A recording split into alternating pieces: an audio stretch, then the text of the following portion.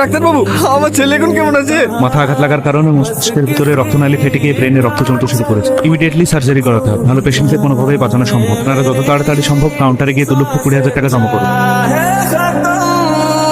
2 লাখ? তুমি যেখান থেকে ভাড়া টাকা দিয়ে আসো, আমার ছেলেকে বাঁচাও, আমার ছেলেকে বাঁচাও। বাড়িটা বিক্রি করে দাও, আমি কাজটা লাগে বাদ করুন, আমার ছেলের কিছু হয়ে গেলে আমি বাঁচবো না। আপনাদের স্বাস্থ্যসাথী কার্ড নেই? আছে তো। তাহলে আবার চিন্তা কিসের? স্বাস্থ্যসাথী কার্ডে তো 5 লক্ষ টাকা আছে, ওখান থেকে তো অপারেশন হয়ে যাবে। ওইখানে অপারেশন হয়ে যাবে? হ্যাঁ, এসব আপদ বিপদের জন্যই তো। আপনাদের কাছে কার্ড আছে? বাড়িতে আছে। তুমি তাড়াতাড়ি যাও, কার্ডটা দেখবো টাকা বাক্সের ভিতর ভরা আছে। কার্ড তো পেলে